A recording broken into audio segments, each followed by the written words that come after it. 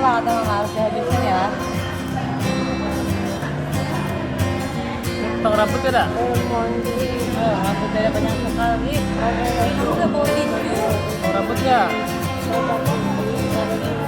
Nanti kita ke mandi ya. Tidur, tidur,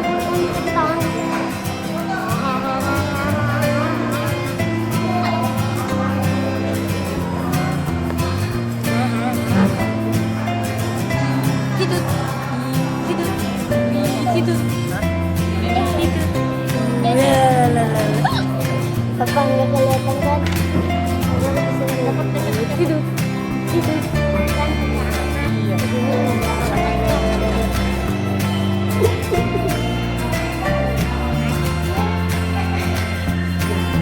Ya.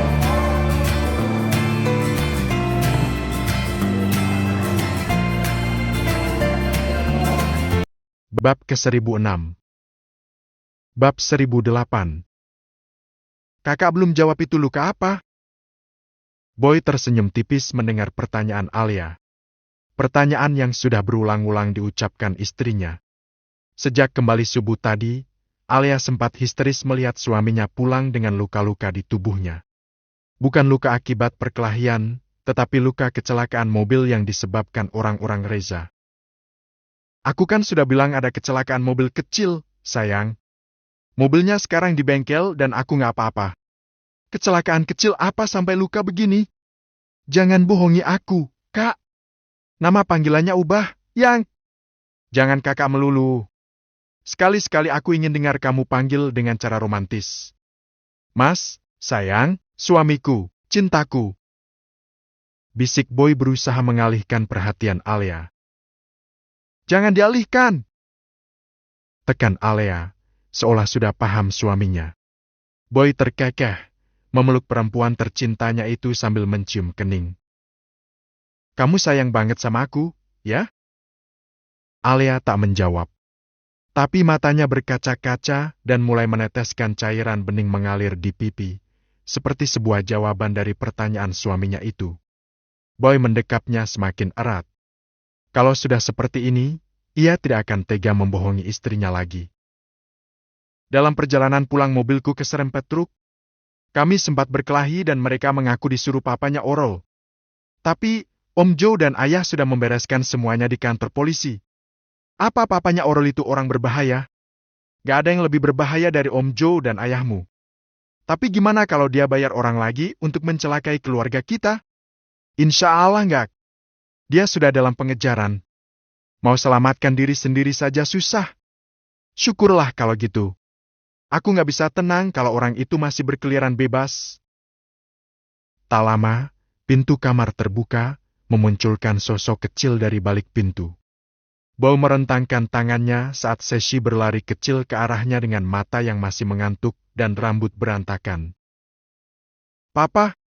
Iya, sayang. Papa dari mana? Kenapa nggak temenin Seshi bobo? Boy meletakkan putri kecilnya di pangkuan, memeluk dan mencium kepalanya. Papanya habis kerja, nak. Cari uang yang bandnya biar bisa beliin Seshi es krim. Yeay, kalau beli es krim ajak kakak Bisma sama Arian juga, ya? Iya, dong. Sementara itu, sebuah mobil mewah berhenti tepat di depan gerbang. Adrian turun dengan langkah mantap, meskipun plester masih menempel di kening dan beberapa luka terlihat jelas. Ia tidak datang sendiri. Riana dan Galih mendampinginya dengan wajah yang jauh lebih tenang dari sebelumnya.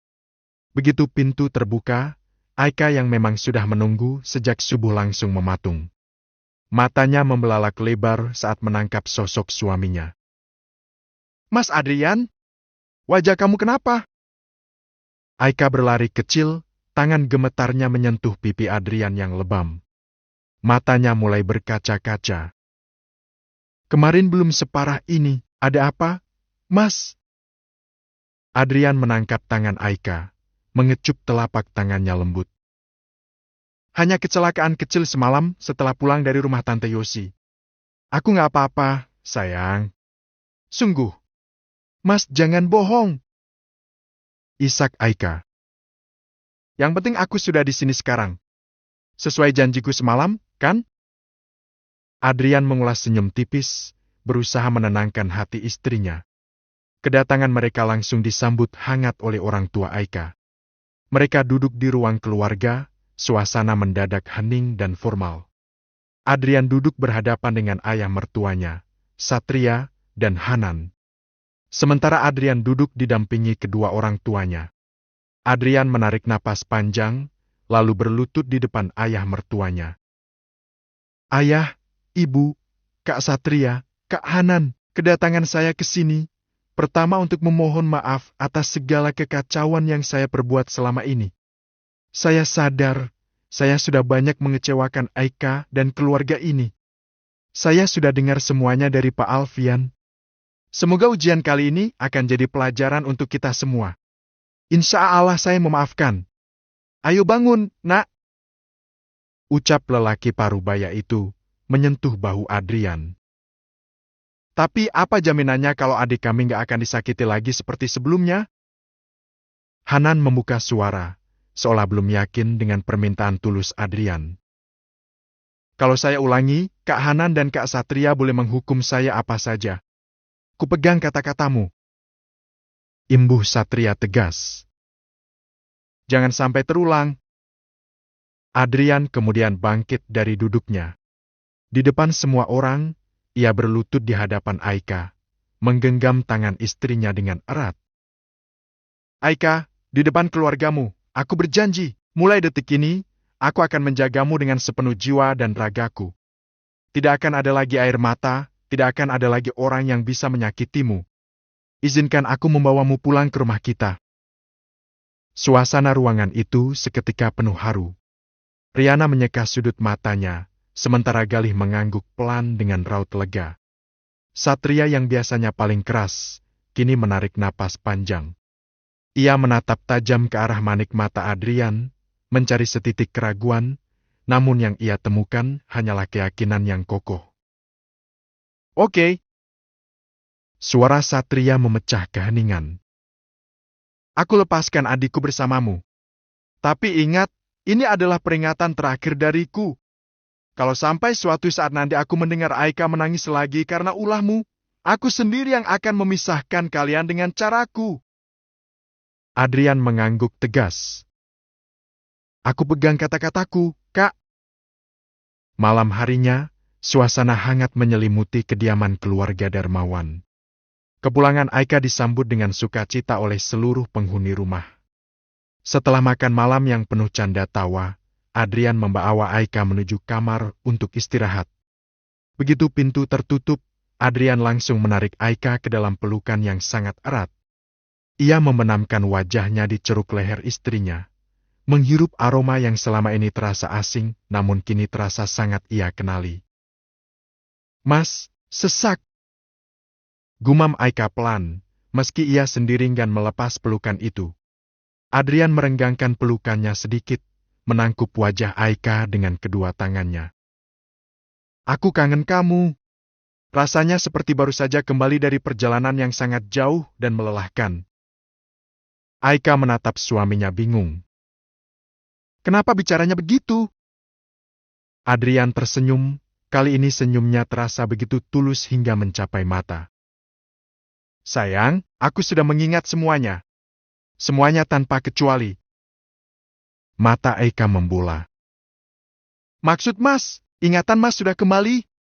Semuanya? Iya, sayang. Aku ingat malam pernikahan kita. Aku ingat bagaimana kita berusaha saling menerima walaupun awalnya musuh di kampus. Aku juga ingat malam kejadian di apartemen Oro sepenuhnya. Malam itu aku mengantarnya pulang hanya karena kasihan. Demi Allah, gak ada hal lain yang aku lakukan. Aku benar-benar ingat semua kejadian itu. Tangis bahagia Aika pecah seketika. Ia langsung menghambur ke pelukan Adrian, menyembunyikan wajahnya di dada bidang suaminya. Apa kita masih perlu ke Jerman untuk menjalani pengobatan? Kata ayah perlu. Karena aku masih sering merasa sakit di kepala. Tapi, aku akan minta ayah supaya berobat di Singapura saja, biar dekat. Kamu juga sedang hamil muda dan gak boleh naik pesawat dalam waktu lama. Atau, kalau kamu gak apa-apa ditinggal. Enggak. Aku akan ikut kemanapun. Adrian mengecup puncak kepala Aika lama. Malam itu, di bawah temaram cahaya lampu kamar, mereka menghabiskan waktu berdua, saling menumpahkan kerinduan yang sempat terhalang. Adrian mengecup permukaan perut Aika yang masih rata. Ia tak menyangka, karena selama ini dirinya baru menyentuh Aika 2 kali. Tapi ternyata, 2 malam penuh kehangatan canggung itu telah menumbuhkan benih kehidupan baru di rahim istrinya.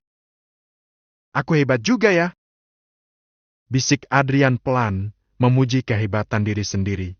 Bab ke-1000